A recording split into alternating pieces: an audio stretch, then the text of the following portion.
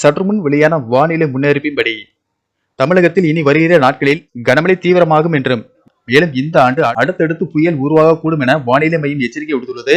இந்த நிலையில் வளிமண்டல கீழடுக்கு சுழற்சி காரணமாக தமிழகத்தில் இன்று முதல் அடுத்த 7 நாட்களுக்கு பரவலாக கனமழை பெய்யக்கூடும் என சென்னை வானிலை மையம் தற்போது புதிய எச்சரிக்கை அறிவிப்பை வெளியிட்டுள்ளது.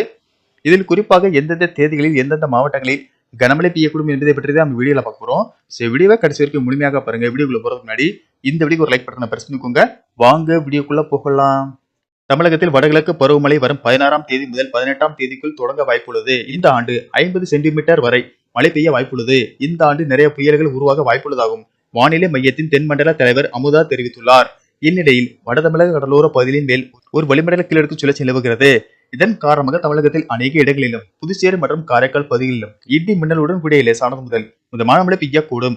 நீலகிரி மாவட்டத்தில் ஓரிரு இடங்களில் கனமழை முதல் மிக கனமழையும், கோயம்புத்தூர் மாவட்டத்தின் மலைப்பகுதிகள், திருப்பூர், திண்டுக்கல், தேனி, மதுரை, சிவகங்கை, தருமபுரி, சேலம், திருவண்ணாமலை மற்றும் திருப்பத்தூர் மாவட்டங்களில் ஓரிரு இடங்களில் கனமழை பெய்ய வாய்ப்புள்ளது. தமிழ்நாட்டில் நாளை 10 மாவட்டங்களுக்கு கனமழைக்கு வாய்ப்புள்ளது. அதன்படி கோவை, நீலகிரி, தேனி, திண்டுக்கல், மதுரை, திருச்சி, நாமக்கல், சேலம், தென்காசி, நெல்லை மாவட்டங்களில் கனமழைக்கு வாய்ப்புள்ளது. 13ஆம் தேதி கோவை, நீலகிரி, ஈரோடு, திருப்பூர் மாவட்டங்களில் நாளை மறுநாள் கனமழைக்கு வாய்ப்புள்ளதாக வானிலை மையம் தெரிவித்துள்ளது.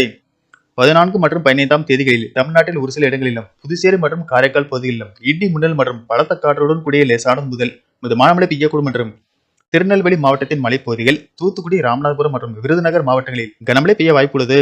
13ஆம் தேதி வரை தமிழகத்தில் அதிகபட்ச வெப்பநிலை 2 முதல் 3 டிகிரி செல்சியஸ் இயல்பை விட அதிகமாக இருக்கக்கூடும்.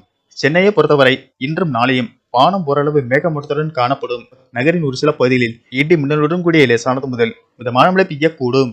அதிகபட்ச வெப்பநிலை 35 டிகிரி செல்சியஸ் ஒட்டியும், குறைந்தபட்ச வெப்பநிலை 26 முதல் 27 டிகிரி செல்சியஸை ஒட்டி இருக்கக்கூடும். நன்றி, வணக்கம்.